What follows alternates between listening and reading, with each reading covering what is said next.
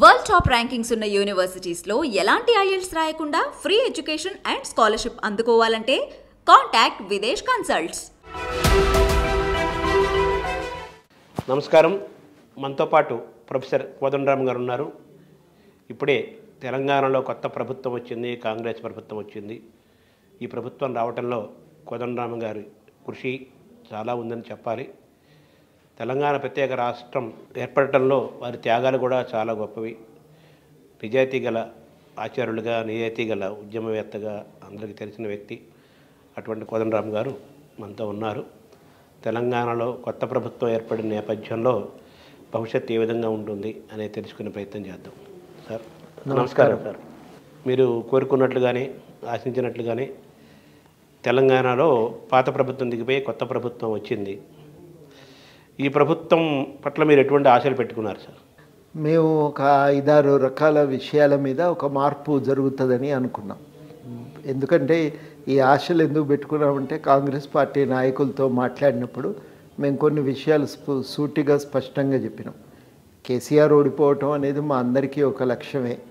అయితే ఓడిపోవటం దానంతట అదే అంతిమ లక్ష్యం కాజాలదు. ఆయన ఓడిపోవటం ద్వారా ఒక మార్పుకు అవకాశం దొరుకుతుందని మేము కలగంటున్నాం.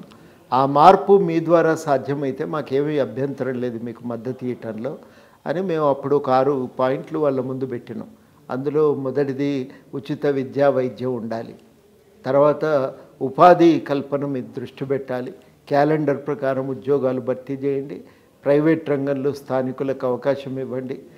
తర్వాత చిన్న సూక్ష్మ కంపెనీలను ప్రోత్సహించండి ఉపాధి కల్పన కోసం. వృత్తుల మీదే ఆధారపడి బతికే వాళ్లకు ఆదాయ భద్రతను సూచించండి. వ్యవసాయం మనకి ఇప్పటికీ కీలకం. వ్యవసాయం మీదే పూర్తిగా ఆధారపడి బతుకుతున్న కుటుంబాలు చాలానే ఉన్నాయి. వాళ్ళందరికీ కూడా ఆదాయ భద్రత కల్పించండి. తర్వాత 4వది మేము అనుకున్నది ఏంటంటే ఇక ఒక రాజ్యాంగబద్ధమైన పాలన తెలంగాణలో రావాలి. ఈ రాజ్యాంగబద్ధమైన పాలన రావాలి. కేసీఆర్ అవినీతి చర్యలపైన ఎంక్వైరీ చేయాలి. తర్వాత ప్రాథమిక హక్కులు ఆదేశిక సూత్రాల ప్రాతిపదికనే ప్రభుత్వాన్ని నడిపించాలి అనేది కూడా మేము సూచన చేసినాం. ఉద్యమకారులను గుర్తించండి.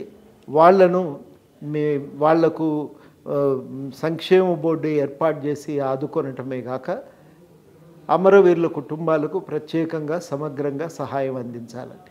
అంటే స్థూలంగా మేము కోరుకున్నది ప్రజలందరికీ తెలంగాణలో ఒక భాగస్వామ్యం అనేది కేసీఆర్ ప్రభుత్వం నిరాకరించింది. ఎక్కడ చెప్పుకోవటానికి దారి లేదు. విమర్శ చేస్తే అసహనంతో అణిచివేతకు దిగినరు.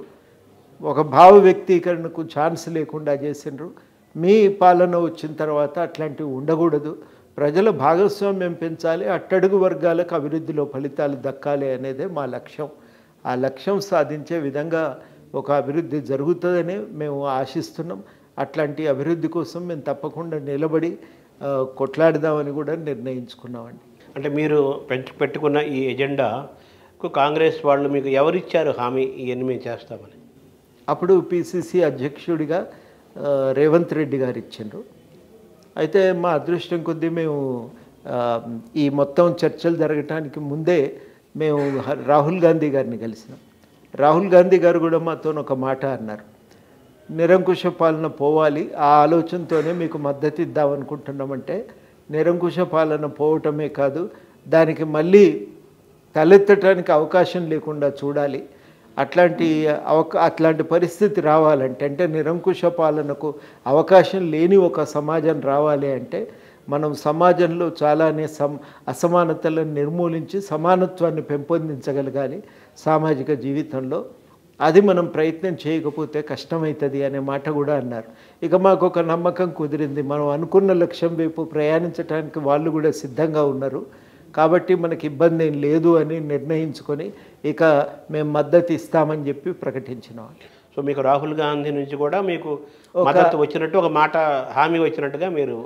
అవునండి. రేపు అవసరమైతే ఆయన్ని కూడా అడగటానికి మీకు అవకాశం ఉంది. ఆయన కూడా అన్నారు ఇది ఇక్కడితో ఒడిచిపోయేది కాదు, ఎన్నికలు ఈ హడావిడి అయితే మనం ఏమి ఇంకా విపులంగా మాట్లాడుకోవటం అయితే కుదరదు. నేను కొంత ఆలోచన చేసిన ఇప్పటికే నేను మిమ్మల్ని మళ్ళొకసారి ఢిల్లీకి రండి, అని 2 సార్లు చెప్పింది. తర్వాత నర్సంపేటలో కలిసినప్పుడు కూడా మళ్ళీ ఢిల్లీకి రండి, ఢిల్లీలో కలిసి కొంచెం విపులంగా మాట్లాడుకుందామని అన్నారు.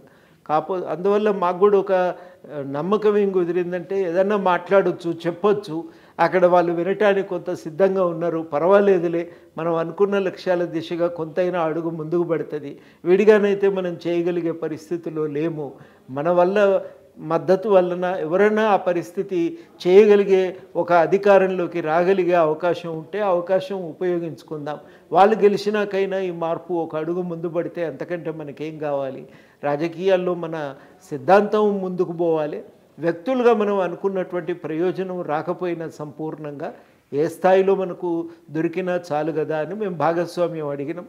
దానికి వాళ్ళు కూడా పోటీ చేయకపోతే తర్వాత ఎన్నికల తర్వాత భాగస్వామ్యం కల్పించే ప్రయత్నం అయితే చేస్తాం కదా, తప్పకుండా ఆ భాగస్వామ్యం కల్పిస్తామనేటువంటి మాట వారు హామీ ఇవ్వటం జరిగింది. కాబట్టి ఇక ఒక మేరకు మనకు పాత్ర అయితే ఉంటుంది, మనం అనుకున్న లక్ష్యాల సాధన కోసం అనేది ఒక సంతృప్తి. తెలంగాణను తీసుకొచ్చింది మీరైనప్పటికీ, అంటే మీలాంటి ఉద్యమకారులు మీ అందరి పోరాటం అయినప్పటికీ కూడా కేంద్ర ప్రభుత్వం సహకారం లేకపోతే జరిగే పని కాదు. ఆ రోజు కాంగ్రెస్ ప్రభుత్వం అధికారంలో ఉంది, ఇచ్చింది సోనియా గాంధీ, కాంగ్రెస్ ప్రభుత్వం అనేది అందరికీ వినిపించే మాట, అందరూ నమ్మే మాట. కానీ ఆ తెలంగాణ సెంటిమెంట్ని కానీ తెలంగాణ ఇచ్చిన ఫలితాన్ని కానీ కాంగ్రెస్ ప్రభుత్వం 2 ఎన్నికల్లోనూ కూడా పొందలేదు కదా. ఎక్కడ వైఫల్యం కాంగ్రెస్ చెందింది? తెలంగాణ ప్రజలు ఎందుకు కాంగ్రెస్ను ఓన్ చేసుకోలేదు? కేసీఆర్ని ఎందుకు అంతగా విశ్వసించారు కంపారిటివ్గా? అప్పుడు జరిగిన ఒక పొరపాటు ఏంటంటే 2014లో వాస్తవానికి కాంగ్రెస్ పార్టీ నాయకులు తాము చేసినటువంటి గెలుపు తాము చేసినటువంటి పని గురించి చెప్పుకోలేకపోయారు. వాస్తవానికి కొంతమంది అయినా మేము కోరింది ఏంటంటే ఉద్యమంలో ముందుండండి, ఈ సమయంలోనైనా గట్టిగా మీరు ఒక పాత్ర పోషించండి, తద్వారా మీరు ఇందులో భాగము అనేది తెలుస్తుంది. రెండవది, మీరు గెలిచిన తర్వాత ఇచ్చిన మాట కూడా నలుగురికి చెప్పడానికి అవకాశం ఉంటుంది. కాబట్టి మొట్టమొదటిది ఏంటంటే ఉద్యమంలో భాగం కాగలిగితే మీరు కూడా ఒక పాత్ర తీసుకుంటే ప్రజలకు మీరు మేమే తెలంగాణ తీసుకొచ్చినాం అనే మాట మీరు బలంగా విశ్వాసం కలిగే విధంగా చెప్పగలుగుతారు అని అన్నాం. ఆ ఆలోచన బహుశా ఢిల్లీలో ఉండేనో ఏమో మనకు తెలియదు, కానీ ఉన్నదని అంటారు. అది ఒక లోపము. కానీ రెండోది ఏంటంటే అప్పటికే 2 టర్ములు ఉన్నారు. 2 టర్ములు ఉన్న తర్వాత సహజంగానే ఉండేటువంటి వ్యతిరేకత కొంత ఉంటుంది. తర్వాత కొంతమంది ఏమో ఆ ఉద్యమ కాలంలో దీన్ని అడ్డుకోవటానికి ప్రయత్నం చేసిన వాళ్ళు ఉన్నారు, దానివల్ల కలిగిన ఒక అసంతృప్తి. తెలంగాణ కోసం మేము చేసిన విమర్శలు కూడా ప్రజల్లో ఇంకా అవి చాలా తాజాగా ఉన్నాయి. ఇవన్నీ కారణాలు ఉన్నాయి అప్పటికి. కానీ 2వ టర్ము ఛాన్స్ ఉండే, కానీ కాంగ్రెస్ పార్టీ దానికి కావలసినంత గ్రౌండ్ వర్క్ అప్పుడు చేయలేకపోయింది. ప్రజలకు వాళ్ళ సమస్యలు ఏమిటి, ఎట్లయితే పరిష్కారం అవుతాయి, టీఆర్ఎస్ చేస్తున్న తప్పిదం ఏంది అనేది వివరించి చెప్పాలి. కొన్ని సమస్యల పరిష్కారం కోసం ఆందోళన నిర్మించడానికి, ప్రజలకు దగ్గరగా ఉండి వాళ్ళని కదిలించడానికి తయారు కావాలి. ఆ పని వాళ్ళు చేయలేకపోవడంతో అది ఇబ్బంది పడ్డది. రెండోసారి అది టీడీపీతో పొత్తు వల్ల వచ్చే ఇబ్బందులు అవి కూడా కొంత సమస్యనే. మేము కూడా చాలాసార్లు ప్రస్తావించినాం, కానీ అది ఎన్నికల తర్వాత కానీ చాలామందికి అర్థం కాలేదు. ఈసారికి మాత్రం కాంగ్రెస్ చాలా వ్యూహాత్మకంగానే పావులు కదిపింది. చాలా స్పష్టంగా ప్రజల్లో ఉన్నటువంటి వ్యతిరేకతను వ్యక్తీకరించింది. చాలా స్పష్టంగా అందరం కూడా కోరుకున్నది ఏంటంటే, మీరు అస్పష్టత, మీకు ఇది బీఆర్ఎస్ టీఆర్ఎస్ మీద మీ స్పష్టత లేకపోతే మీరు ఇబ్బంది ఎదుర్కొంటారు. మేము ఒకటే అడిగినాం, తెలంగాణకు వచ్చేసరికి మాకేం బీజేపీ ఆ రాజకీయాలు ఇవన్నీ ఇక్కడ అధికారంలో లేని పార్టీ కాబట్టి మాకు అవి అంతగా అర్థమయ్యే విషయాలు కావు. ఇక్కడి ప్రజలకు ప్రధాన సమస్య బీఆర్ఎస్. వాళ్ళు పూర్తిగా నిరంకుశంగా అధికారాన్ని చెలాయిస్తున్నారు, మొదటి సమస్య వాళ్ళతోని. రెండవ సమస్య ఏంటంటే అడ్డగోలుగా ప్రజలకు దక్కవలసిన వనరులను కొల్లగొడుతున్నారు. ఈ కొల్లగొడుతున్నటువంటి ఈ పార్టీని మళ్ళా మనము ఈసారి ఓడించాలి అనేది ప్రజల్లో ఒక కోపం ఉంది. ఎవరు గట్టిగా కొట్లాడతారనుకుంటే వాళ్ళ వెనుక జనం ర్యాలీ అవుతారు. మీరు ఆ విషయంపై స్పష్టత ఇవ్వకపోతే ఎట్లా కుదురుతుంది అనేటువంటి మాట మేము చెప్పడం జరిగింది. చాలా సూటిగా దాన్ని వాళ్ళు కాంగ్రెస్ పార్టీ వాళ్ళు దాన్ని అర్థం చేసుకో. ఈ మాటలు నేను కాదు, చాలామంది మేధావులు రాహుల్ గాంధీ గారితోనే పాదయాత్ర సందర్భంగా చెప్పిండ్రు. దాన్ని ఆయన అర్థం చేసుకున్నాడు. అందుకనే ఆయన చాలా సూటిగా మా పోరాటం తెలంగాణకు వస్తే బీఆర్ఎస్ మీదనే, మేము బీఆర్ఎస్తో కొట్లాడతాం, ఇది స్పష్టము, ఇది దీంట్లో ఇంకా అనుమానాలకు తావులేదు, మా పార్టీలో కూడా ఎవరికన్నా అనుమానం ఉంటే వదిలి వెళ్ళిపోవచ్చు, కానీ ఈ విషయం మీద మాత్రం పార్టీ కాంప్రమైజ్ కాదు, ఇది పార్టీ నిర్ణయం అని ప్రకటించి స్పష్టంగా దానికి వ్యతిరేకంగా ఒక పోరాటాన్ని నడిపిన తర్వాత కాంగ్రెస్ పార్టీ మీద నమ్మకం కుదిరింది. అట్లా మొత్తం మీద వాళ్ళ విధానాల్లో మార్పు, వాళ్ళ కార్యాచరణలో మార్పు, వాళ్ళ నాయకత్వం కూడా దీన్ని అర్థం చేసుకొని దాన్ని నడిపించడానికి పూనుకోవటం, మొత్తం మీదనైతే ఈ రాష్ట్రంలో ఈసారి కాంగ్రెస్ పార్టీ రావటానికి అవకాశం కుదిరింది. ఇది మేము అర్థం చేసుకొని తప్పనిసరిగా ఈ మార్పుకు మనం కూడా దోహదపడదాం, అందరం కలిసి పోరాటం చేద్దామని మేము కూడా అనుకున్నాం. ఈ 10 ఏళ్ల తెలంగాణ టీఆర్ఎస్ ప్రభుత్వాన్ని, కేసీఆర్ ప్రభుత్వాన్ని మీరు ఏ విధంగా దాన్ని 2 వాక్యాలు చెప్పాలంటే ఏ విధంగా దాన్ని అభివర్ణిస్తారు మీరు? ఇటువంటి పాలన ఎన్నడూ చూడలేదండి. రజాకారులు అంటే విన్నాం, కానీ ఇవాళ కనబడుతున్నారు మాకు కళ్ళ ముందే ఈ టీఆర్ఎస్ రూపంలో అని చాలామంది ప్రజలు నాతో అన్నారండి. ఇంక అంతకంటే దాన్ని స్పష్టంగా వివరించడం అనేది కుదరదు.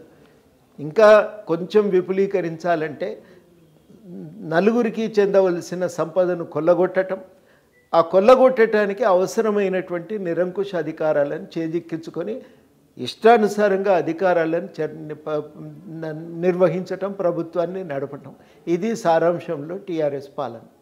అంటే నిరంకుశత్వము, ప్రజా వ్యతిరేకంగా పాలన జరిగింది అనేది మీ యొక్క అభియోగము, మీ యొక్క ఆలోచన, అంతే కదా? మీ అంటే ఒక మాట, ఇంకా నిరంకుశత్వం చూసినాం మనం, కానీ ఇదివరకు ఉన్నటువంటి నిరంకుశ పాలకులు ప్రజల వనరులను కొల్లగొట్టలేదు. వాళ్ళు దౌర్జన్యం చేసినారు, పెత్తనం చేసినారు, అనుకున్నట్టు పరిపాలన చేసినారు, కానీ ప్రజా వనరులను కొల్లగొట్టలే. వీళ్ళు అట్లా కాదు, ప్రజా వనరులను కొల్లగొట్టినరు. ఇసుక దందాలు వాళ్ళవే, భూముల సెటిల్మెంట్లు వాళ్ళే, కాంట్రాక్ట్లు వాళ్ళవే. దాని మీద పెట్టినంత దృష్టి ప్రజల విషయంలో, ప్రజల సమస్యల విషయంలో పెట్టలేదు. అది ప్రధానంగా మనం గమనించాలి. అంటే తెలంగాణలో ఒకప్పుడు భూమి చాలా తక్కువ రేటు ఉండేది. తెలంగాణలో ఒక 100 ఎకరాలు అమ్మితే కానీ ఆంధ్ర ప్రాంతంలో ఒక ఎకరం కూడా కొనలేని పరిస్థితి. అటువంటిది ఇప్పుడు తెలంగాణ భూమి యొక్క విలువ చాలా పెరిగిపోయింది. బంగారు తెలంగాణ అయిపోయింది. రైతులందరూ, చిన్న పేదవాళ్ళు కూడా, మధ్యతరగతి వాళ్ళు కూడా కోటీశ్వరులు అయిపోయారు. నీళ్లు వచ్చినాయి, భూమి రేటు పెరిగింది అనే మాటను మీరు ఎలా చూస్తారు? ఆ అభివృద్ధిని, అది అభివృద్ధి అంటారా, ఏమంటారు మీరు? భూమి ధరలు పెరగటము అభివృద్ధికి సంకేతం అనుకుంటే అది కరెక్ట్ కాదు కదా. భూమి ధరలు రకరకాల కారణాల చేత పెరుగుతుంటాయి. అది పూర్తిగా అమ్మకం సరుకుగా మారటం కూడా మంచిది కాదు. అది భూమి అనేది ఒక బతుకు తెరువుకు ఆధారం. ఆ కోణం నుంచి మనం ప్రధానంగా చూసి దాని ఆధారంగా బతుకుతున్నటువంటి వాళ్ళకి అవకాశం కలిగించాలి. కానీ అటువంటి భూమిని కోల్పోయి ఆ భూమితో సంబంధం లేకుండా మరి 50-60% మంది ప్రజలు ఎట్లా బతకాలి? అది కదా ప్రధాన సమస్య. దాని గురించి ఆలోచించకపోవటం వాళ్ళు చేసిన పెద్ద తప్పిదం. భూముల విలువ పెరిగితే వ్యాపారం చేసుకునే వాళ్ళకు లాభం. ఒక రైతు కోణం నుంచి చూసినప్పుడు ఆయనకు ఒక భరోసా మాత్రమే. కష్టకాలంలో అప్పు ఉంటే మహా అయితే భూ అమ్ముకొని కడతా అనే ఒక ధైర్యము, భరోసా తప్ప అంతకుమించి దానివల్ల కలిగినటువంటి అదన ప్రయోజనం ఏమీ లేదు. అది మనం అర్థం చేసుకొని భూమి వినియోగానికి సంబంధించిన విధానాలను కూడా తయారు చేయాలి. అంటే తెలంగాణలోని సగటు మనిషి యొక్క జీవన విధానంలో అభివృద్ధి ఏమీ జరగలేదంటారు యావరేజ్గా? అట్లా నేను ఎప్పుడు కూడా ఆ మాట నేను అనలేదు. నేను అనేది ఏంటంటే ప్రజలు పూర్తిగా ఈ అభివృద్ధిలో వాళ్ళు కర్తలైతారా కారా అనేదే ప్రశ్న. ఈ అభివృద్ధి నిర్మాణంలో, రూపకల్పనలో, అమల్లో ప్రజలు భాగస్వామ్యం లేరు. మేము పాలకులం, మేము ఇచ్చేవాళ్ళం, మీరు ప్రజలు తీసుకునేవాళ్ళు అనేటువంటి ఒక దాన్ని ధర్మ కార్యక్రమంగా చూపించే ప్రయత్నమే కరెక్ట్ కాదు. అని ఇది ఒక ధర్మ కార్యక్రమం కాదు. ఇది లేకపోతే ఏదో దయతలిచి ప్రజలకు పంచుతున్న అంశంగా చూడటానికి వీల్లేదు. అది ప్రజలకు ఒక హక్కు. ప్రజాస్వామ్యంలో అది ఒక హక్కు. అది వాళ్ళ హక్కుగా పొందటానికి వెసులుబాటు ఉండాలి. హక్కుగా అందించేటువంటి బాధ్యత ప్రభుత్వం తీసుకోవాలి. ప్రజల భాగస్వామ్యం ఉండాలండి. వాళ్ళందరూ నిమిత్త మాత్రులు. పాలకులు చెప్పినట్టుగా వినవలసిన బాధ్యత మాత్రమే వాళ్ళ మీద ఉంది అనుకుంటే అది నా దృష్టిలో ప్రజాస్వామికమైనటువంటి దృష్టికోణం కాదు. అటువంటి దృష్టికోణాన్ని మనం ఎవరం కూడా ఆమోదించడానికి వీల్లేదు. 4 ఎంగిలి మెతుకులు విసిరివేస్తున్నాం కదా, ఇంకేం కావాలి? పడి బతికి తిని బతికి ఉండక ఇంకెందుకు నువ్వు అన్నీ అడుగుతావు అనే మాట చాలాసార్లు వీళ్ళు అన్నారు. ఏదో ఒక సందర్భంగా మంత్రులు చాలాసార్లు ఆ మాట అన్నారు. ఆ దృక్పథమే వాళ్ళని దెబ్బకొట్టింది.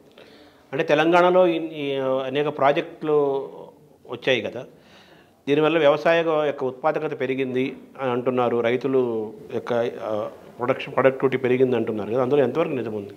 వాస్తవానికి గవర్నమెంట్ చాలా సొమ్ము ఖర్చు చేసింది, అప్పు తెచ్చి ఖర్చు చేస్తుంది. ఇంత ఖర్చు చేసిన తర్వాత పారకం ఎంత పెరగానో అంత పెరగలే. మీకు దురదృష్టం ఏంటంటే ఏ గణాంకాలు ఈ ప్రభుత్వం విడుదల చేయలేదండి.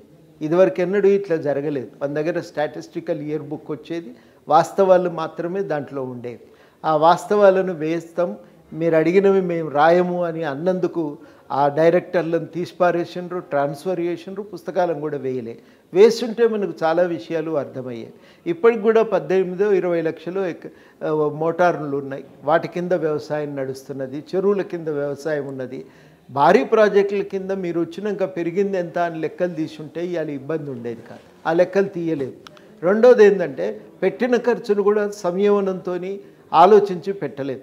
వాస్తవానికి పాత ప్రాజెక్టుల డిజైన్లలో కాళేశ్వరం ప్రాజెక్ట్ డిజైన్లో మార్చవలసిన అవసరం లేకుండా తుమ్మిడి ఎట్టి దగ్గర కట్టి నీళ్లు కనుక లిఫ్ట్ చేసినట్టయితే చాలా సులువుగా ఆ నీళ్లు తెలంగాణకి పారేవి, చాలా వరకు ఆయకట్టు పెరిగేది.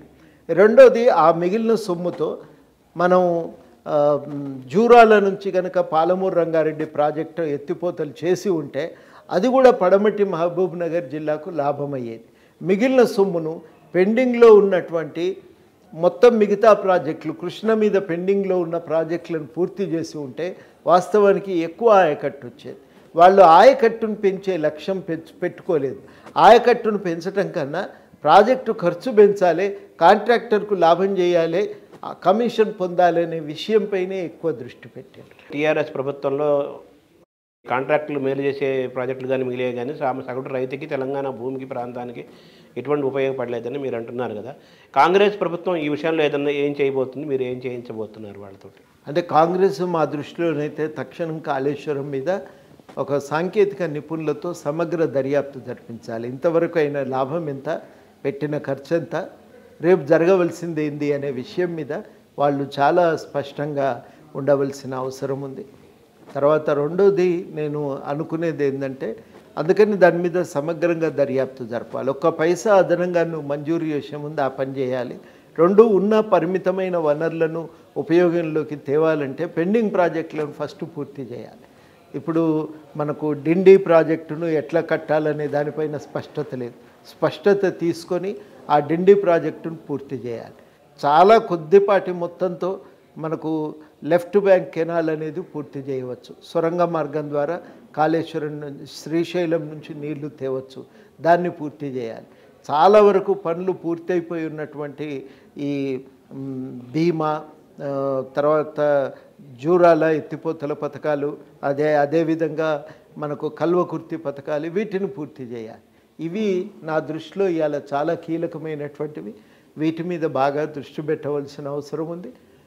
ఇంకా మనకు జూరాలకు సంబంధించి కూడా అదనంగా దాని మీద ఖర్చుల కంటే కూడా పడమటి వికారాబాద్ జిల్లాకు నీళ్ళు ఎట్లా తేవాలని ఆలోచన చేయవలసిన అవసరం ఉంది. కాబట్టి ముందు చేయవలసింది ఏంటంటే పెండింగ్లో ఉన్నవి పూర్తి చేయాలి. పూర్తి చేయగలిగితే చాలా వరకు ఇప్పటికీ నిర్మాణం పూర్తయిన ప్రాజెక్టులన్నీ కూడా ఉపయోగంలోకి వస్తాయి. అది తక్షణ కర్తవ్యం కావాలి. కాళేశ్వరం మీద అనవసరంగా మళ్ళీ ఖర్చులు పెట్టకూడదు. ఆ కాళేశ్వరం ప్రాజెక్టుపై సమగ్రంగా సమీక్ష చేయాలి. ఇక దాన్ని ఏదో మరమ్మతులో ఇంకేదో చేయబోయి మరిన్ని పైసలు వృధా చేయటం కంటే ఆ సమగ్ర దర్యాప్తు నివేదిక ఆధారంగానే కాళేశ్వరం ప్రాజెక్టు విషయంలో ఒక నిర్ణయానికి రావాలి. అదేవిధంగా నేను అనుకోవటము కొంత పాలమూరు రంగారెడ్డి ఎత్తిపోతల పథకం గురించి కూడా కొంత పునరాలోచన జరగవలసిన అవసరం ఉంది. నా దృష్టిలో ఈ రెండు ప్రాజెక్టుల విషయంలో పునరాలోచన, కాళేశ్వరం, పాలమూరు రంగారెడ్డి, మిగతా ఈ పెండింగ్ ప్రాజెక్టులు పూర్తి చేయాలి. ఉన్న డబ్బులు ముందు పెండింగ్ ప్రాజెక్టులు పూర్తి చేయడానికి కనుక కేటాయించగలిగితే చాలా ఆయకట్టు పెరుగుతుంది. ఆ తర్వాత ఈ పాలమూరుని ఎట్లా పూర్తి చేయాలి, కాళేశ్వరం విషయంలో ఏం చేయాలి అనేది నిర్ణయం చేయడానికి వీలవుతుంది. ఇప్పుడు గతంలో ఎంతో నష్టం జరిగింది అన్నారు కదా, మీరు ప్రాజెక్టులు వ్యయం పెంచేశారు. ఇప్పుడు ఎవరు కాంట్రాక్టులు మారుస్తారా? ఎలా దాన్ని ఆ జరిగిన నష్టం నుంచి ఎలా అధిగమిస్తారు? ఎలా మళ్ళీ కొత్త ప్రాజెక్టులు, ఈ ప్రాజెక్టులు ఎలా కంటిన్యూ చేస్తారు? వాళ్ళకి ఒక విధానం ఏమైనా ఉందా పాలసీ? బాధ్యులు ఎవరైనా వాళ్ళ మీద చర్యలు ఉండాలి. మీరు ఎవరి పని వాళ్ళు చెయ్యాలి. నన్ను సీఎం అడిగిండు కాబట్టి నేను అట్లా చేసిన అని చీఫ్ ఇంజనీర్ గారు చెప్తే అది తప్పవుతుంది. మరి ఈఎన్సీ గారు వాళ్ళు కూడా వారి సమాధానం జవాబుదారీతనం ఉంటుందనేది మనం గుర్తు చేయాలి. ఇది మొదటిది. రెండవది నేను అనుకునేది ఏంటంటే దాన్ని గుర్తు చేయటంతో పాటు అసలు ఎక్కడ నిధుల దుర్వినియోగం జరిగిందో కూడా లెక్క తీయాలి. అవన్నీ తీసి టెక్నికల్గా ఏం లోపాలు జరిగినాయి అనేది కూడా గుర్తించాలి. ఇవన్నీ చేయగలిగితే తప్ప ఇంకా కాళేశ్వరం పైన తదుపరి అడుగులు వేయటం అయితే కుదరదు. ఎవరిని స్పేర్ చేయకూడదు, ఎవరిని ఇందులో మినహాయించకూడదు. లోతుగా ఎంక్వైరీ జరగాలి, బాధ్యులపై చర్యలు ఉండాలి. అంటే కాంట్రాక్ట్లు ఏమైనా మార్చే అవకాశం ఉంటుందా? మార్చవలసి వస్తే మార్చాలండి. ఎందుకు దాంట్లో మనం ఈ కాంట్రాక్టరే మెయిల్ చేస్తాడని కాదు కదా. ఆ కాంట్రాక్టర్ ఏమంటాడు, మీరు నాకు ఇచ్చిన డిజైన్ ప్రకారం నేను పని చేసిన అంటాడు. బట్ ఏదైనా వాళ్ళు కూడా బాధ్యత వహించవలసి ఉంటుంది కదా. పని సరిగ్గా చేయరు అని అర్థమైనప్పుడు ఖచ్చితంగా ఆ విషయం మీద కాంట్రాక్టర్ బాధ్యత వహించాలి. అట్లాంటి కాంట్రాక్టర్లు కాకపోతే ఇంకో కాంట్రాక్టర్ దేశంలో నా దృష్టిలోనైతే పెద్ద కాంట్రాక్టర్లకు పదే పదే పనులు అప్పగించాలి గుండుగుత్తగా అనే ఆలోచనే సరి అయింది కాదు. అనవసరమైన అవినీతికి ఆస్కారం కలిగిస్తున్నది. చిన్న అంతిమంగా పెద్ద కాంట్రాక్టర్ కట్టడు, ఆయన ఇంకొక ఆయనకి ఇస్తే మూడో వ్యక్తికి ఆయన అప్పచెప్తే అక్కడ పని జరుగుతుంది. ఈ స్థాయిలో వచ్చే కమిషన్లన్నీ కూడా బిల్లులో లెక్కగడుతున్నారు. నువ్వు అస్సలు కట్టేవాడు ఎవడో వాళ్ళకేమో చిన్న చిన్న ముక్కలు చేసి పని అప్పగించి ఇంజనీరింగ్ శాఖ, ఇంజనీరింగ్ రీసెర్చ్ ల్యాబ్ కూడా ఉండేది ఒకప్పుడు, బలమైన రీసెర్చ్ విభాగం. దాన్ని కూడా బలోపేతం చేసి ఆ పనులు నాణ్యంగా జరుగుతున్నాయా లేదా అనేది పర్యవేక్షించగలిగితే చాలా లాభం జరుగుతుంది. స్థానికంగా చాలామంది కాంట్రాక్టర్లకు చిన్న చిన్న నిరుద్యోగులై ఉండి పనులు చేసుకుంటున్నటువంటి వాళ్ళకు మేలు జరుగుతుంది, ఉపాధి అవకాశాలు పెరుగుతాయి. ఇది నా దృష్టిలో చాలా సీరియస్గా జరగవలసినటువంటి పని. గతంలో ఎప్పుడూ లేనట్టుగా ఏ ప్రభుత్వము ఇవ్వనట్టుగా కరెంట్ ఇవ్వడంలో అగ్రగామిగా టీఆర్ఎస్ ప్రభుత్వం నిలిచిందనేది వాళ్ళు టీఆర్ఎస్ వాళ్ళు పదే పదే చెప్పుకున్నారు ఈ 10 ఏళ్ల పాటు కదా. ఇప్పుడేమో అక్కడ చాలా డబ్బులు వృధా అయ్యి దాదాపు కొన్ని వేల కోట్ల రూపాయల అప్పులు చేశారు. చాలా అంధకారమైన పరిస్థితిలో ఆ డిపార్ట్మెంట్ ఉందని చెప్పేసి 2-3 రోజుల నుంచి మనం వింటున్నాం కదా. ఇది మీ దృష్టికి వచ్చిందా? అది మీరు గమనించారా దీన్ని? ఇదివరకే అనుకున్నాం, కాకపోతే 50,000 కోట్ల అప్పు అనుకుంటే అది 85,000 అనేది తేలింది. ఇది చాలా సమస్యల సుడిగుండంలో ఇదొకటే కాదు. ఇంకా నిన్న మొన్న బయటపడ్డది ఏంటంటే పౌర సరఫరాల శాఖ కూడా అప్పుల పాలై ఉన్నది. ఫైళ్ళు కూడా కనిపించట్లేదు అంటున్నారు. ఫైళ్ళు కూడా ఎక్కడ దాచిపెట్టినరో ఏమైందో కూడా దొరకట్లేదు అంటున్నారు. అందుకని ఇవాళ చాలా కీలకం ఏంటంటే ఈ శాఖ కూడా ముందు పని విధానం సమీక్షించాలి. మాకు అర్థమైనంత మేరకు కొన్ని తప్పులు జరిగినాయని. ఒకటి, కొనుగోలు ఒప్పందాల విషయంలో చాలా నిర్లక్ష్యంగా వ్యవహరించారు. అక్కడ కూడా సొంత లాభాలను లెక్క వేసుకున్నంతగా, బేరీజ్ వేసుకున్నంతగా మొత్తంగా సమిష్టి ప్రయోజనాలను చూడలేదు. రెండోది ఏం జరుగుతున్నది అని అంటే ఈ విద్యుత్తు ఉత్పత్తి కేంద్రాలను వీళ్ళు పెట్టినవన్నీ సబ్ క్రిటికల్ టెక్నాలజీ, అంటే తక్కువ సామర్థ్యం గల మోటార్లు పెట్టారు. అది ఉపయోగకరం కాదు, పొల్యూషన్ ఎక్కువగా ఉంటుంది వాటి వల్ల అని అందరు కూడా వారించిన గవర్నమెంట్ కావాలని ఎవరో వదిలించుకునేటువంటి కంపెనీ మోటార్లను తాము తెచ్చి రాష్ట్రం మీద రుద్దటం అది కరెక్ట్ కాదు. టెక్నాలజీ చాయిస్ అంటాం కదా ఇంగ్లీష్లో, అది మనం ఎంపిక చేసుకున్న మొత్తం టెక్నాలజీ సరిగ్గా లేదు. దానివల్ల కూడా నష్టాలు తలెత్తుతున్నాయి. అదేవిధంగా బయట గవర్నమెంట్ ఏదైతే ఎత్తిపోతల పథకాల మీద చేస్తున్నదో వాటి నుంచి రావాల్సిన బిల్లులు రాలేదు. అంత వెరసి మొత్తానికి ఈ విద్యుత్తు విభాగాన్ని ఒక సంక్షోభంలోకి నెట్టేశారు. ఇది ఇవాళ చాలా కీలకమైనటువంటి అంశం. ఈ సంక్షోభం నుంచి ముందు అవి గట్టెక్కాలి, అది చాలా కీలకం. అధిగమిస్తారని విశ్వాసం మీకుందా? దానికి ఆల్టర్నేటివ్ ఇంకా కూర్చోవాలండి, నిపుణులు కూర్చోవాలి, సమీక్ష చేయాలి. ఆ ఒప్పందాలు, విద్యుత్ కొనుగోలు ఒప్పందాలు సమీక్షించి ఇంకా మెరుగైనటువంటి పద్ధతుల్లో కొనుగోలు ఒప్పందాలను తయారు చేసుకోవచ్చు చూడాలి. తక్కువ ధరకు దొరికే అవకాశం ఉన్న చోట మరి వదులుకొని వాటిని కొనే ప్రయత్నం చేయాలి. అన్నిటికంటే మించి ఇంకా మెరుగైనటువంటిది నా దృష్టిలోనైతే ఒక సోలార్ టెక్నాలజీని ఇంకా మెరుగ్గా వాడుకోవచ్చు. హైదరాబాద్లో చాలా విస్తీర్ణం, మీరు ఎక్కడనో బయట పోయి పెట్టేది కాదు, ఇళ్ళ మీద పెట్టుకోగలిగితే కూడా చాలా కరెంటు దాని ద్వారా మనకు సప్లై అవటం మొదలు పెడుతుంటుంది. ఆ మిగులు ఇక్కడ ఏమన్నా ఉంటే దాన్ని బయటికి సరఫరా చేయొచ్చు. కనుక ఒక ఉద్యమంలాగా హైదరాబాద్లో సోలార్ను మీరు మెల్బోర్న్ సిటీకి పోతే ఆస్ట్రేలియాలో ఎక్కడ చూసినా సోలార్ ప్యానెల్స్ ఒక ఉద్యమంలాగా ప్రోత్సహించింది. అట్లాంటి ప్రోత్సహించితే ప్రభుత్వం కొంత ఇన్సెంటివ్ గుర్తింపును ఆ ఇంటికి ఇవ్వగలిగితే అది మంచి ఫలితాలను ఇస్తుంది. ఆ ప్రయత్నం చేయాలి. ప్రభుత్వ పెట్టుబడి లేకుండా ప్రైవేట్ పెట్టుబడుల ద్వారానే అనుకున్న లక్ష్యం నెరవేరితే హైదరాబాద్ కన్జంప్షన్ హైదరాబాద్లోనే ఉత్పత్తి అయితే అప్పుడు భారం కూడా తగ్గుతుంది. మనం ఉన్న కరెంటును మిగతా అవసరాలకు జాగ్రత్తగా వాడుకోవచ్చు. పొదుపుగా వాడాలి ఉన్న కరెంటును. మనకు 13 గంటలు ఒక రోజులో కొంత భాగం ఇస్తే కొన్ని అవసరాలు తీరుతాయి అనుకున్నప్పుడు మిగతా భాగం మనం అనవసరంగా దుబారా చేయటం కంటే దాన్ని పొదుపు చేసుకోవచ్చు. అట్లా ఇవన్నీ కూడా జాగ్రత్తగా ప్లాన్ చేసుకోవాల్సిన అవసరం ఉంది. నాణ్యమైన కరెంటు అవసరమైన సమయానికి అందించటం ఒక ప్రథమ కర్తవ్యంగా పెట్టుకొని అప్పుల నుంచి బయటపడ్డాక మెల్లమెల్లగా ఇంకా మనం దీన్ని విస్తరించుకుంటూ పోవాల్సిన అవసరం ఉందని నేను అనుకుంటాను. నిన్నటి ఎన్నికల్లో కాంగ్రెస్కి వచ్చిన ఫలితాలను మీరు ఎలా చూస్తున్నారు? మీరు తృప్తిగా ఉన్నారా ఆ ఫలితాల పట్ల? ఇంకా కొన్ని రావాలి. వీళ్ళు ఎన్నికల మేనేజ్మెంట్ ఇంకొంత జాగ్రత్తగా చేసుంటే 70 దాకా వస్తాయి. నేను మినిమం 70 వస్తాయని, తక్కువలో తక్కువ 70 వస్తాయి, ఆ పైన రావటానికి అవకాశం ఉందని. అంత వ్యతిరేకత ఉంది వాస్తవానికి. అదొకటి అసంతృప్తిని కలిగించిన విషయం. 2, హైదరాబాద్లో ఒక వ్యూహం లేకపోవటం కూడా సమస్య అయిందని చెప్పి నేను భావిస్తూ ఉన్నాను. అంటే పల్లెటూరులో రూరల్ ప్రాంతంలో సీట్లు బాగానే వచ్చాయి కానీ హైదరాబాద్ సిటీలో రాలేకపోయినాయి, ఎక్కువ PRSకి వచ్చినాయి. కాబట్టి అంటే విద్యార్థులు సిటీల్లో అభివృద్ధి బాగా జరిగిందని వాళ్ళు చెప్పుకుంటున్నారు. వ్యూహ నిర్మాణంలో ఎలక్షన్ మేనేజ్మెంట్లో ఫెయిల్ అయ్యారని మీరు అంటున్నారు కదా, దాన్ని ఎలా చూడాలంటే? హైదరాబాద్లో విద్యార్థికులంతా ఇటు ఎందుకు వేశారనేది తేలాలండి. ఒక్కోసారి ఎన్నికలు కూడా విచిత్రంగా ఉంటాయి. మూడో గ్రూపు ఏదో బీజేపీ లాంటివి చీల్చిందనుకోండి, MIM సపోర్ట్ వల్ల మైనారిటీ ఓట్లు ప్రధానంగా బీఆర్ఎస్కే వచ్చినాయి అనుకోండి, అప్పుడు సహజంగానే బీఆర్ఎస్కు మేలు జరుగుతుంది కదా. అట్లా కూడా జరిగి ఉండవచ్చు, తెలుసుకోవాల్సిన అవసరం ఉంది, స్టడీ చేయాలి.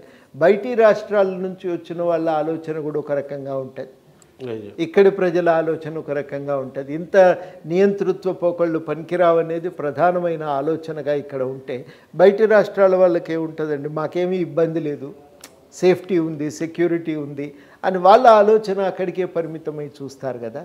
ఆ కోణం నుంచి చూసినప్పుడు పర్వాలేదులే అనుకునే సంతృప్తి పడవచ్చు. ఇట్లాంటివి ఏవైనా జరిగి ఉండవచ్చు.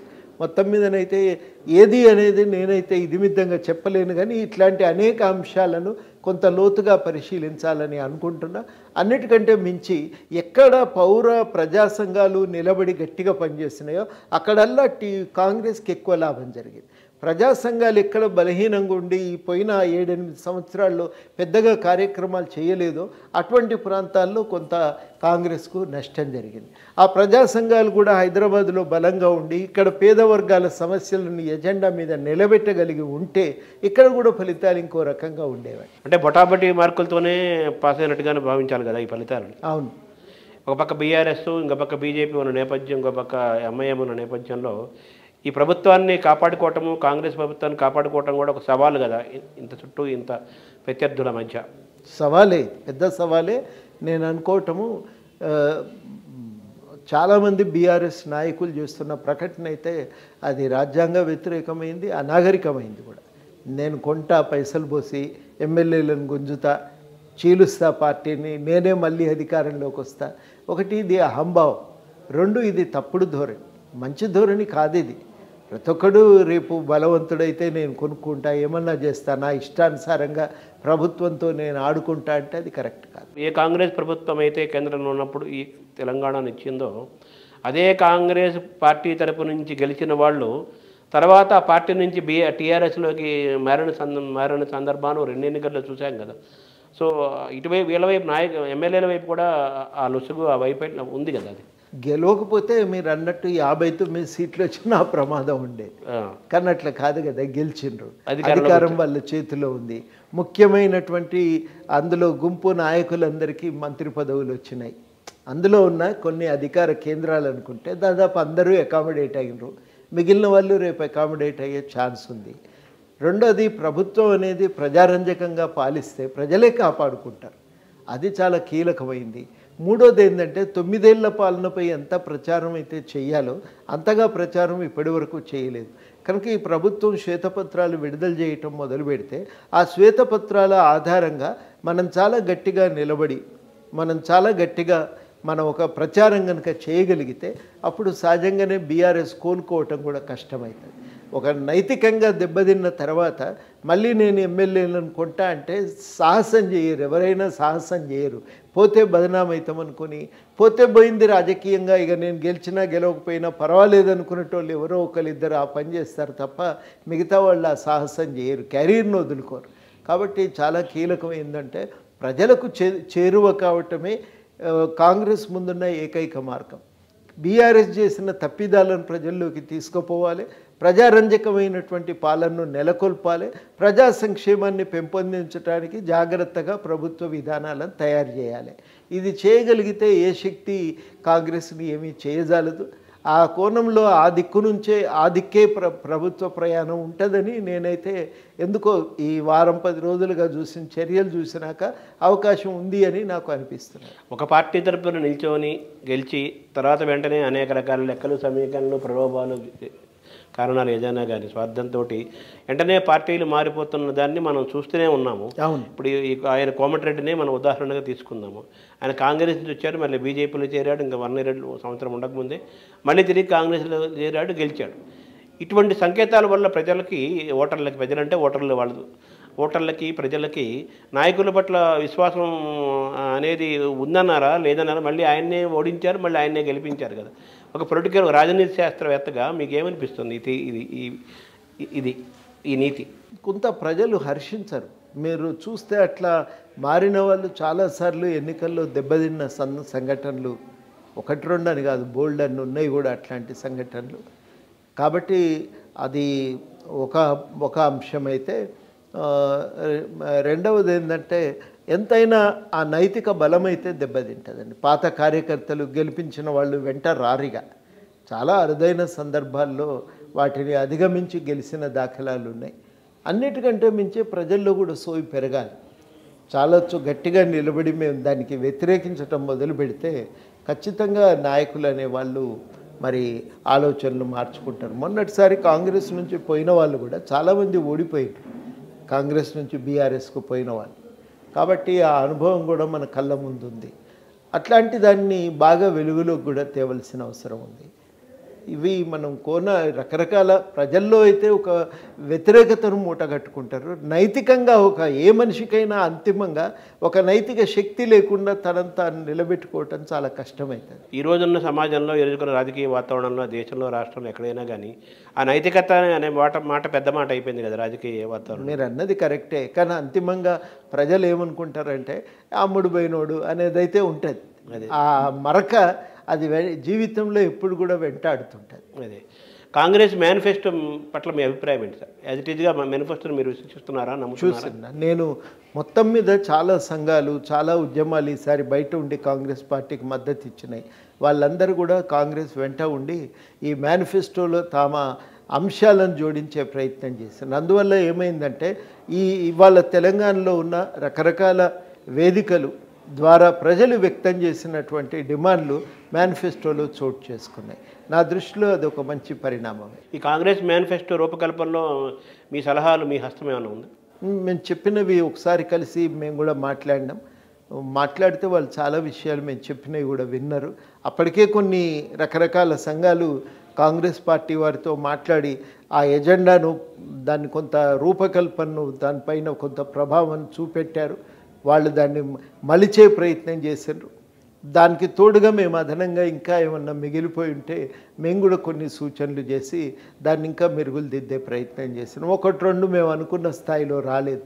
విచ్చలవిడి భూసేకరణ గురించి మేమైతే ఇప్పుడున్న ప్రాజెక్టులు కొన్నింటిని రద్దు చేయాలని కోరుకున్నాం. వాళ్ళు ఏమన్నారంటే అది కొంచెం ఇబ్బందికరంగా ఉంటుంది, కాకపోతే 2013 చట్టాన్ని అమలు చేసే ప్రయత్నం చేస్తాం. అట్లా చేసినట్టయితే ప్రజా వ్యతిరేకమైన ఏ ప్రాజెక్టుకు కూడా అనుమతులు రావు కదా, కాబట్టి ఇబ్బంది ఉండదు అని హామీ ఇవ్వటంతో మేము కూడా సంతృప్తి చెందినాం. ఈ కాంగ్రెస్ మేనిఫెస్టోకి మీరు ఎన్ని మార్కులు వేస్తారు?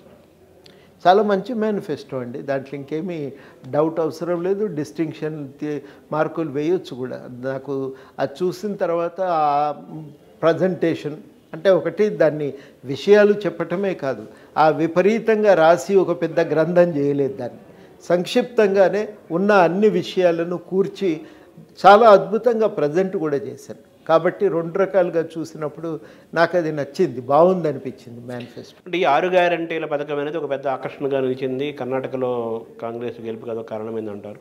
ఈరోజు తెలంగాణ గెలుపు కూడా అది ఒక కారణంగా చెప్తారు. ఈ మేనిఫెస్టో, ఈ 6 గ్యారంటీలు ఇవన్నీ ఎంతవరకు ఆచరణ యోగ్యము? చాలా పథకాలు అవి ఆర్థికంగా లెక్కలు వేసుకుంటే ఆచరణకి అందులో రాసిన దానికి చాలా వ్యత్యాసం ఉంది. రేపు భవిష్యత్తులో ఆర్థికమైన పరమైన ఇబ్బందులు, ఒత్తిళ్లు వచ్చే పరిస్థితి కూడా ఉందని వినపడుతున్నాయి కదా. సో ఇవన్నీ యాజ్ ఈజీగా ఆచరణ యోగ్యమే, ఆచరణ సాధ్యమే అని అనుకుంటున్నారా మీరు? నేను కొంతమంది బయట ఇదివరకు పరిపాలనలో అనుభవం ఉన్న అధికారులను కూడా కలిసి మాట్లాడిన, వాళ్ళు చెప్పిన విషయాలు విన్నాక నాకు కూడా కొంత ధైర్యం కలిగింది. వాళ్ళు అన్నది ఏంటంటే రకరకాల పద్ధతుల్లో దీన్ని మేనేజ్ చేయొచ్చండి, ప్రాబ్లం కాదు. బయట కొంత ప్రభుత్వ భూమిని ఆక్రమించుకున్న పెద్దలు ఉన్నారు, ఇడిపించుకొని దాన్ని అమ్మగలిగితే కొంత డబ్బు వస్తుంది. అట్లా రకరకాల పద్ధతుల్లో కొంత అమల్లో స్టాగరింగ్ చేయగలిగితే, అంటే అన్నీ ఒకేసారి కాక ఒకటి తర్వాత ఒకటిగా అమలు చేయగలిగినప్పుడు, ఇదివరకు జరిగిన దుర్వినియోగాలను ఆపగలిగినప్పుడు వీటిని అమలు చేయటం పెద్ద భారం కాదు, ఇబ్బంది లేకుండా వీటిని అమలు చేయవచ్చు అని ఒక మాట వాళ్ళు నాకు చెప్పారు. వాళ్ళు చెప్పింది కూడా నాకు ఆచరణయోగ్యంగా కనబడ్డది. ఇది బాగుంది, అమలు చేయొచ్చు, నిజంగానే పెద్ద కష్టమైన సలహాలు కావు అనిపించింది. అందుకని నేను అనుకోవటము అట్లాంటి నిపుణుల సలహాలు తీసుకోవాలి. తీసుకుంటే ఈ సమస్యలకు పరిష్కారం దొరుకుతుంది, గట్టెక్కొచ్చు. ఎంతైనా కానీ ఇంత అప్పు చేసినాక అది 35% రాష్ట్ర స్థూల ఉత్పత్తిలో మనకున్న అప్పులు. ఇంత పెద్ద మొత్తంలో అప్పులు ఉన్నాక చాలా కష్టమైన పని. కానీ మొత్తం మీదనైతే బయటపెట్టడానికి ఉపాయాలు ఉన్నాయి, వాటిని జాగ్రత్తగా వెతుక్కోవాలి. కొంత ఆదాయాన్ని పెంచాలి, కొంత పొదుపు చేసుకోవాలి. కొన్ని చోట్ల ఉన్నటువంటి ఖర్చు ఒకటేసారి కాకుండా కొంత దశల వారీగా అమలు చేసుకుంటూ పోతే మొత్తం మీదనైతే ఇబ్బంది లేకుండా అమలు చేయొచ్చు, కష్టం రాదు అనేటువంటి మాట నేను విన్నా. అది నాకు చెప్పిన పద్ధతి కానీ చెప్పిన విషయాలు కానీ నాకు కరెక్ట్ అనిపించింది. అందుకని చెయ్యొచ్చని నేను అనుకుంటున్నాను. సరి అయిన సలహాలు ఇచ్చే వ్యక్తులను దగ్గర పెట్టుకోవాలి. అంటే ఈ 6 గ్యారంటీలు అనేది ఆర్థికంగా పెద్ద భారం కాదనే భారమే, కానీ దాన్ని బయటపడవచ్చు అనేది వాళ్ళు చెప్తున్న మాట. ఇది ఇప్పుడున్న వనరుల రీత్యా ఇబ్బందే, కానీ అట్లా మీరు ఆలోచించకండి, మార్గాలు ఉన్నాయి, దీన్ని కూడా మనం అవలీలగా దాటొచ్చు అనేది, ఈ సమస్యను కూడా పరిష్కరించుకోవచ్చు చాలా సులభంగా అని వాళ్ళు అన్నమాట నాకు కరెక్ట్ అనిపించింది. అంటే రైతులకు, దళితులకు గత ప్రభుత్వంలో న్యాయం జరగలేదు, న్యాయం చేసినట్టుగా కనిపించి పైకి కనిపించినప్పుడు కానీ న్యాయం జరగలేదు, రైతు బంధు కానీ దళిత బంధు అనేది వినపడ్డది. అదే వాళ్ళకి కొంతమందికి అందని వాళ్ళు ఎక్కువ మంది ఉండటం వల్ల ఆ వ్యతిరేకత, ప్రభుత్వ వ్యతిరేకత రావడం కూడా మీకు మేలైందని కూడా విశ్లేషణలో తెలుస్తుంది కదా. మీ ప్రభుత్వం అంటే మీరు ఆయన అన్నారు కదా, ఆయన రేవంత్ రెడ్డి కోదండరామ్ గారిని వారికి సలహాలు పాటిస్తూ మేము ప్రభుత్వాన్ని నడిపిస్తామన్నారు.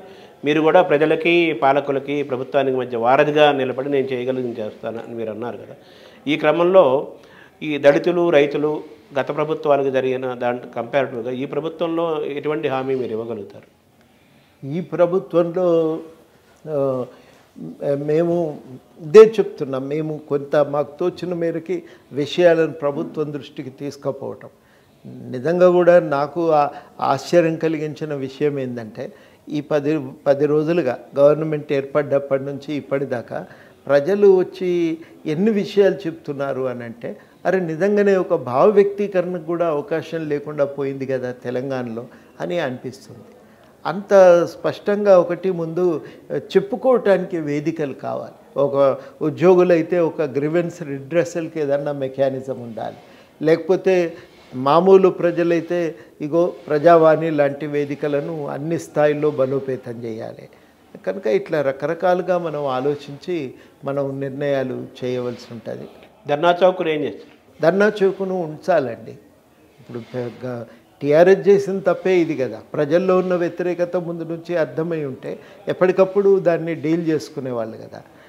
చెన్నారెడ్డి గారు ఎవరైనా ప్రతిపక్ష నాయకులు తిట్టగానే పార్టీ సహచరులు లేచి తిట్టినప్పుడు వారించేవాడట, మీరు ఇట్లా తిట్టొద్దు, ఇది పద్ధతి కాదు, వాళ్ళు చెప్పకపోతే మనకు తెలియకపోతే మనకే నష్టం జరుగుతుంది, కాబట్టి వాళ్ళు చెప్పేవి మనం వినాలి అనేది.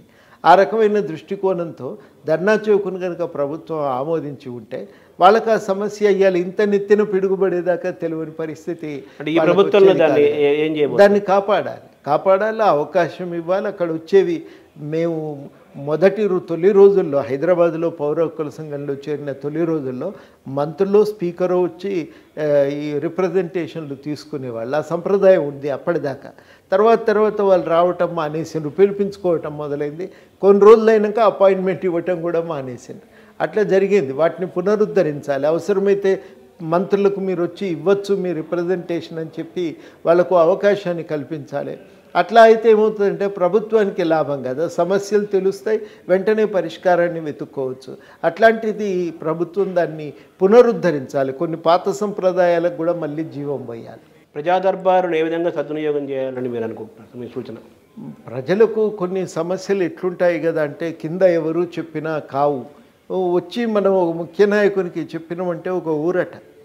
అందుకని అది ఉండాలి. ప్రజలకు కష్టం సుఖం చెప్పుకోవటానికి అవకాశం కల్పించాలి. ఇప్పుడు కేసీఆర్లో మీకు ప్రధానంగా అంతగా నచ్చనిది ఏంటి? రేవంత్ రెడ్డిలో మీకు అంతగా నచ్చింది ఏంటి? నిరంకుశత్వమే నాకు కేసీఆర్లో నచ్చదు. మనుషులను లెక్క చేయకపోవటము, ఒక విచ్చలవిడిగా అధికారాలను ఉపయోగించటం, చిన్న అభిప్రాయ భేదాలను కూడా సహించకపోవటము, అట్లా అభిప్రాయ భేదాలు వ్యక్తం చేసినందుకు మనుషుల పట్ల చాలా దురుసుగా దౌర్జన్యంగా వాళ్ళతో వ్యవహరించడం, ఇవేవి కూడా కరెక్ట్ కాదు. ఒక కాలం మారింది, వెనకటి కాలం కాదు కదా. రాజుల కాలంలో లేం, దొరల కాలం కాదు ఇది. మనం మామూలు ప్రజాస్వామ్యంలోకి వచ్చినప్పుడు మనిషిలో వినటం నేర్చుకోవాలి, సహనం ఉండాలి. కొంత ఇవి రెండు లేకపోతే పాలకుడు కాలేడండి. అవి లేకపోవటమే ఆయనలో ఉన్న పెద్ద లోపం. రేవంత్ రెడ్డిలో మీకు నచ్చినది ఏంటి సార్? కొంత ఒకటి వింటాడు, ఎవరైనా పోతే కనీసం మర్యాదగా పలకరిస్తాడు. ఆయనతోని ఇప్పటివరకైతే విసుగుతో దురుసుగా సమాధానం చెప్పిండు, మాకు నచ్చలేదు మాకు అన్న వాళ్ళు ఒక్కరు కూడా కనబడలేదు. అంటే దొరల రాజ్యంపై మళ్ళీ రెడ్డి రాజ్యం వచ్చిందని కూడా ఒక మాటలు కూడా వినబడుతున్నాయి కదా. దాన్ని ఎలా చూస్తారు సార్? ఆ మాట రాకుండా చూసుకోవాలి కదా. ఆ మాట చూసుకోవాలి. బాధ్యత కాంగ్రెస్ పార్టీ నాయకత్వం మీద ఉంది. ఏ ప్రభుత్వమైనా ప్రజల ప్రభుత్వంగా నడవాలి. వాళ్ళే ప్రకటించారు కదా ఇది ప్రజారాజ్యం అని చెప్పి. ప్రజలందరి రాజ్యంగా ఉంది అనేటువంటి ఒక నమ్మకం ప్రజల్లో కలిగినప్పుడే లాభం అవుతుంది, లేకపోతే కష్టం కాదు, ఇబ్బంది అవుతుంది. అట్లా రాకుండా చూసుకోవాల్సిన అవసరం ఉంది. అంటే రేవంత్ రెడ్డి గారు మొదటి నుంచి కూడా ఎన్నికలకు ముందు నుంచి కూడా మీ సలహాలు తీసుకున్నారు, అనేక వేదికల్లో మీరు ఉన్నారు. తర్వాత ఆ గెలుపులో మీ పార్టీ తరపు నుంచి కూడా ఆయన వైపు నడిచారు, గెలుపులో భాగస్వామి అయ్యారు. అధికారం వచ్చిన తర్వాత కూడా ఆయన కోదండరామ్ గారి సలహాలు తీసుకుంటాను, వారి సలహాల మేరకు ఎక్కడెక్కడ వారు ఉపయోగపడితే సలహాలు తీసుకుంటూ నడిపిస్తామన్నారు కదా. మీకు ఏమైనా ఒక రాజ్యసభకు వెళ్తున్నారా, లేకపోతే ఎమ్మెల్సీకి వెళ్తున్నారా, మంత్రి అవ్వబోతున్నారా, చీఫ్ అడ్వైజర్గా ఉండబోతున్నారా అనేది కూడా ఇప్పుడు చర్చగా సమాజంలో, తెలంగాణ సమాజంలో నడుస్తోంది కదా. అదేంటి సార్? దానికి ఏమైనా క్లారిటీ ఇస్తారా? వారే అన్నారు కదా, ఒక కీలకమైన స్థానంలో పెట్టుకుంటాము, వారందరి సలహాలు కూడా మేము ఉపయోగించుకుంటామని. అదే నాకు ఇప్పటివరకు ప్రధానంగా తెలిసిన విషయము. నిర్దిష్టంగా ఇంకేం చేస్తారు అనేది నేను వెళ్ళి అడగలేదు. అంటే మీకు కీలకం అంటే మీరు ఏ ప్లేస్లో ఉంటే ఇది నాకు కరెక్ట్ ప్లేసు, నేను అనుకున్న ఉద్యమానికి, నేను కోరుకున్న తెలంగాణకి, నేను చేసిన ఉద్యమాలకి న్యాయం జరుగుతుంది మీరు అనుకుంటున్నారు? పని చేయటానికి హోదా ముఖ్యం కాదండి. హోదా అని కదా నేను అనేది, పని చేయటానికి పలానా స్థానమే ఉపయోగం అని అనుకోవటానికి లేదు. చేయటానికి చిత్తశుద్ధి ఉండాలి, కానీ ఏ స్థానం ఇచ్చినా దాన్ని సద్వినియోగం చేసుకునే అవకాశం అయితే ఉంటుంది. చేయదలుచుకోకపోతే ఎంత పెద్ద అవకాశం దొరికినా దానివల్ల ప్రయోజనం ఉండదు. అంటే మొత్తం మీ ప్రొఫైల్, మీ ట్రాక్ రికార్డు, మీ జీవితం అంతా చూసిన వాళ్ళందరికీ మీరు నిజాయితీ పరులు, అందరికీ తెలిసిన విషయం ఇది. ఉద్యమం 100% మీరు మచ్చలేని వ్యక్తి, అది అందరికీ తెలుసు. అన్ని ప్రాంతాల వాళ్ళకి, అన్ని పార్టీల వారు ఆ విషయంలో ఏకీభవిస్తారు. మీరంటే పడిన వాళ్ళకు కూడా లోపల మీ పట్ల మంచి అభిప్రాయం ఉంటుంది కదా. ఇప్పుడు ఈ ప్రజలకి ప్రభుత్వాన్ని మధ్య వారధిగా ఉండే క్రమంలో గతంలో కేసీఆర్ చేయంది రేవంత్ రెడ్డి ఈ ప్రభుత్వంలో మీరు ఎటువంటి పాత్ర పోషించి ఆ గ్యాప్ను తొలగిస్తారు ప్రజలకి ప్రభుత్వానికి మధ్య? ప్రధానంగానైతే ఒకటి, ప్రజల సమస్యలు ప్రభుత్వానికి చెప్పుకోవటానికి అవకాశాలు లేకుండా పోవటం అనేది పెద్ద సమస్య. ఈసారి అట్లా ఉండకూడదు. ఏదన్నా తప్పు జరిగింది అనిపించినప్పుడు ప్రభుత్వానికి చెప్పుకోవటానికి అవకాశం ఉండాలి. అట్లాంటి ఒక వారధిగానైతే మనం ఉపయోగపడాలనేది మాకున్న ఆలోచన. ఎట్లయితే ఆ వారధి కాగలుగుతాం, ఏమేం చేయగలం అనేది మరి గవర్నమెంట్ ఏమన్నా ప్రతిపాదన పెడితే మేము కూడా చర్చించగలుగుతాం కదా. కోదండరామ్ గారు చీఫ్ అడ్వైజర్గా అయ్యే అవకాశం ఉందని కొంతమంది అంటున్నారు, కొంతమంది ఎమ్మెల్సీ చేసి మంత్రి చేసే అవకాశం ఉందని కొంతమంది అంటున్నారు, కొంతమంది రాష్ట్రకు పంపించారు కదా అని అంటున్నారు. మీకేమన్నా ఇదైతే కరెక్ట్ అని కానీ ఇది కరెక్ట్ కాదని మీకు ఒక క్లారిటీ ఏమైనా ఉందా? మీరు నేను అట్లా ఆలోచించలేదు. వాళ్ళు ఏదో ఒకటి అన్నారు కదా, నిర్ణయం తీసుకుంటారు అని చెప్పి నేను అనుకుంటాను. తెలంగాణ జనసమితి పార్టీని మీరు స్థాపించారు. మీరు పార్టీ స్థాపించిన దానికి ఫలితం దక్కిందా? మీరు అనుకున్నది సాధించారా? మీరు ఎక్కడున్నారు ఆ పార్టీ పరంగా? ఈసారి అయితే ఒక పాత్ర పోషించడం, ప్రజల్లో కూడా గుర్తింపు ఉంది. ఏది అడగకుండా సంపూర్ణంగా కాంగ్రెస్ గెలుపు కోసం వాళ్ళు చిత్తశుద్ధితో ప్రయత్నం చేశారనే గుర్తింపు అయితే మాకు దొరికింది. చాలా ఆ గుర్తింపు. మేమేదో వెంటనే ప్రభుత్వాలను మేము ఏర్పాటు చేయగలిగే శక్తి వస్తుందని మేమేం ఆశపడటం లేదు. మేము ప్రధానంగా కోరుకునేది ఏంటంటే, కొన్ని రాజకీయ సంప్రదాయాలు మన దగ్గర బాగాలేవు.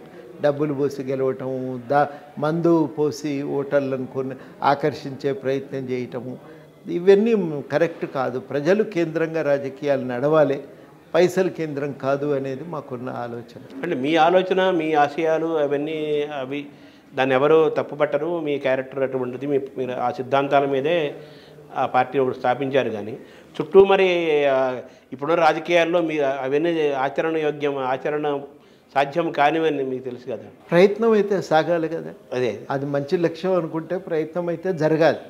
మన ప్రయత్నం ఆ దిశగా తీసుకుపోదాం. ఒక్కొక్క అడుగు ఉన్నట్టుగా ఏక క్షణంలో ఒకే క్షణంలో మొత్తం మార్చగలుగుతాం అనటానికి ఎవరి దగ్గర మంత్రదండం లేదండి. మార్పు అనేది అది క్రమానుగతంగా సాగుతుంటుంది. ఆ మార్పును సాధించడానికి చేయవలసిన కాడికి ప్రయత్నం చేయాలి. ఒక్కొక్క విలువను, మాతో కన్నాభిరణ్ గారు చెప్పేది, ఒక్కొక్క విలువను పాదుకొల్పటానికి ఒక తరం మునగాల్సి వస్తుంది. అంత కష్టపడితే కానీ సమాజాలు ఒక విలువలు నిలబెట్టడం సాధ్యం కాదని మేము అది చాలా నేర్చుకున్నాం. కాబట్టి తొందర లేదు, చేయవలసిన పని అయితే ఇది. ఆ పని మనం చేసుకుంటూ పోదామనేదే మాకున్నటువంటి ఆలోచన. ఆ మార్పు ఏ మేరకు ముందుబడినా మేము గెలిచినట్టే అని మేము భావిస్తూ ఉంటాం. అంత మేరకు కొంత ఆత్మవిశ్వాసం, కొంత మన పాత్ర ఒకటి ఉంది అనే గుర్తింపు, ఇవి రెండు కూడా మాకు అర్థమవుతున్నాయి. అనేక రంగాలతోటి, అనేక సంఘాలతోటి మీకు అనుబంధము, ప్రయాణం ఉన్నప్పటికీ కూడా ముఖ్యంగా మీరు అధ్యాపకులు, ఆచార్యులు, ఉపాధ్యాయ సంఘాలతోటి, అలాగే ఉద్యోగ సంఘాలతోటి మీకు అనుబంధం చాలా గొప్పది కదా. ఈ సంఘాలకి, మీ రంగాలకి మీ వైపు నుంచి ఏమి ఆశించవచ్చు ఆయా రంగాల వారు? వాళ్ళందరూ కూడా మొట్టమొదట వాళ్ళు అనుకునేది గవర్నమెంట్తో మాకు ఒక బలమైన లింకు ఉండాలి, మేము ఏదైనా పోయి మాట్లాడుకునే వెసులుబాటు ఉండాలని కోరుకుంటున్నారు. అది అందరు కూడా కోరుకుంటున్నారు. ఒక సమయం ఇప్పియండి, ఒకసారి కలుద్దాం, మాట్లాడదాం అనేదే ప్రతి ఒక్కరు కూడా ప్రధానంగా లేవనెత్తుతున్న డిమాండ్. ఏ మేరకు వీలైతే ఆ మేరకు మేము ఆ పైన అయితే చేస్తూనే ఉన్నాం. ఈసారి టీఆర్ఎస్ ప్రభుత్వానికి మన జరిగిన ఓటింగ్లో వ్యతిరేకతలో యువత నిరుద్యోగులు కూడా ఎక్కువగా ప్రభుత్వాన్ని వ్యతిరేకించారు, ఓటు అధికార పార్టీకి వ్యతిరేకంగా వేశారని కూడా విశ్లేషణలో వచ్చిన రిపోర్టు, నివేదికలు కనిపిస్తున్నాయి. యువకులు, నిరుద్యోగులు, వీళ్ళకి మీ ప్రభుత్వం నుంచి మీరు ఏం చేయబోతున్నారు? తప్పనిసరిగా ఉద్యోగాల కోసం ఒక క్యాలెండర్ని ప్రకటించాలి. అది ఒక మొదటి స్టెప్. ఆ క్యాలెండర్ ప్రకటిస్తే పిల్లల్లో మళ్ళీ సరే మనం చదువుకోవచ్చు, ఉద్యోగాలకు పరీక్షలు బాగా రాస్తే మనకు కూడా ఉద్యోగం వచ్చే అవకాశం ఉందని వాళ్ళు అనుకుంటారు. అది ఫస్ట్ జరగవలసిన పని. ఆ తర్వాత యువతకు సంబంధించి ఒక విధానం తేవాలి. అదేవిధంగా ఉపాధి కల్పన కోసం ప్రభుత్వం వెలుపల జరగవలసిన ప్రయత్నాలను, తీసుకోవలసిన చర్యలను కూడా గుర్తించి వాటిని అమలు చేసే ప్రయత్నం చేయాలి. తెలంగాణ జనసమితి పార్టీ ఇలాగే కంటిన్యూ అవుతుందా, కాంగ్రెస్లో విలీనం అవుతుందా, దాని భవిష్యత్తు గురించి అని చెప్పగలుగుతారా? కంటిన్యూ అవుతుంది. మాకు తోచిన కాడికి మేము కాంగ్రెస్ సహకారంతో మార్పులను సాధించే ప్రయత్నం చేయాలనుకుంటున్నాం. యాజిటీజ్కి పార్టీ ఇలాగే ఉంటుంది. అది కేంద్ర రాష్ట్ర సంబంధాలు చాలా కీలకమైనవి. ఏ ప్రభుత్వమైనా నడిపించాలంటే అధికారంలో, కేంద్రంలో ఢిల్లీలో బీజేపీ అధికారంలో ఉంది, ఇక్కడ మీరున్నారు. కాంగ్రెస్కి అధికారంలోకి రాకూడదనే ఉద్దేశంతోనే జరిగిన రాజకీయాల్లో సరే నష్టం జరిగింది, లాభ నష్టాలు అలా ఉంచగా ఇటీవల 3 అసెంబ్లీలు 3 రాష్ట్రాల్లో కూడా బీజేపీ గెలిచి ఒక మంచి ఊపులో ఉంది. ఇప్పటికే దేశంలో చాలా రాష్ట్రాలు బీజేపీ పాలనలోనే ఉన్నాయి కదా. ఇటువంటి నేపథ్యంలో ఇదే తెలంగాణ ప్రస్తుతం కాంగ్రెస్ పాలనలో ఉంది, కేంద్రంలోనేమో బీజేపీ ఉంది కదా. ఈ ఇంకో 3-4 నెలల్లోనే లోక్సభ ఎన్నికలు వస్తాయి. మళ్ళీ ఏ ప్రభుత్వం వస్తుందో ఇప్పుడు చెప్పలేకపోయినా కానీ దీన్ని ఎలా అధిగమిస్తారు? కాంగ్రెస్ కేంద్రంలో ఇండియా కూటమి కానీ కాంగ్రెస్ కానీ కేంద్రంలో బలోపేతం అయితే ఒక రకంగా ఉంటుంది, అవ్వకుండా బీజేపీ ఉంటే కేంద్ర రాష్ట్ర సంబంధాల మధ్య డెఫినెట్గా కొంత వ్యత్యాసము, కొంత పోరాటము, కొంత గ్యాప్, కొన్ని ఇబ్బందులు ఉంటాయి కదా. దీన్ని ఎలా చూస్తారు సార్? వాస్తవానికి అట్లా ఉండకూడదు. రాజ్యాంగం ప్రకారం చూసినప్పుడు, ప్రభుత్వాలు రాజ్యాంగం ప్రకారమే నడుచుకున్నప్పుడు ఈ ఘర్షణలు తలెత్తవు. రాష్ట్రంలో ఏ ప్రభుత్వం అధికారంలో ఉన్నా కేంద్ర ప్రభుత్వం సహకరించాలి, చేయవలసిన సహాయం అంతా చేయాలి. అది చాలా కీలకం కావాల్సిన అవసరం ఉంది. ఆ సంప్రదాయాలు నిలబెట్టాలి. ఆ సంప్రదాయాలను నిలబెట్టడానికి నాయకులు పనిచేయాలి. తక్షణ ప్రయోజనాలను పక్కన పెట్టి దీర్ఘకాలిక ప్రయోజనాల కోసము నాయకులు ఆలోచించాలి. అది వాళ్ళ మీద ఒక బాధ్యత ఉంటుంది. లేకపోతే ఏమవుతుందంటే ఈ సంబంధాలు కుప్పగూలిపోతే మాత్రం అది చాలా చాలా దేశానికి మంచిది అయితే కాదు. ఎందుకు కాదు అనంటే ఇక ఎవరి పద్ధతుల్లో వాళ్ళు నడుచుకోవటం మొదలు పెడితే అప్పుడు సహజంగానే మొత్తంగా వాతావరణం అనేది చెడిపోయి ఇక ఎవరి పద్ధతుల్లో వాళ్ళు నిర్ణయాలు తీసుకోవటం మొదలు పెడితే ఇప్పుడు కృష్ణానది మీద వాళ్ళు మనోళ్ళు పోలీసులు పట్టుకొని కూర్చుంటే అది చాలా అంతర్గతంగా రాజకీయ అస్థిరతకు దారితీస్తుంది.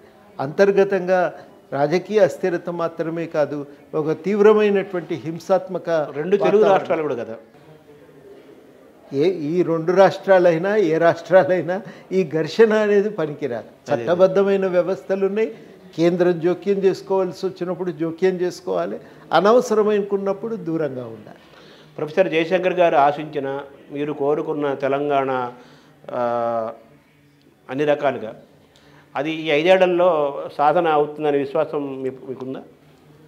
చెయ్యొచ్చు అనే నమ్మకం అయితే ఉందండి. ఒక మార్పు తేవచ్చు, కొంతైనా అడుగు ముందుకు పడుతుందేమో అనేది ఒక నమ్మకం అయితే ఉంది. ఆ నమ్మకాన్ని మరి నిలబెట్టుకోవటం ఒకవైపు, తర్వాత కలిగిన ఈ విశ్వాసంతో ఒక ముందుకు తీసుకుపోవటానికి సంఘటితంగా అందరం ఒక ప్రయత్నం చేయటం అనేది అయితే అవసరం. టీఆర్ఎస్ ప్రభుత్వం అక్కడ వైఫల్యం చెందింది కదా, మీరు పోరాడారు, వైఫల్యానికి వ్యతిరేకంగా పోరాడారు. రేపు కాంగ్రెస్ ప్రభుత్వం వైఫల్యం చెందితే వాళ్ళతో కూడా మీరు పోరాడతారా? ఏమో పరిస్థితి ఎట్లా వస్తుందో తెలియదు కదా.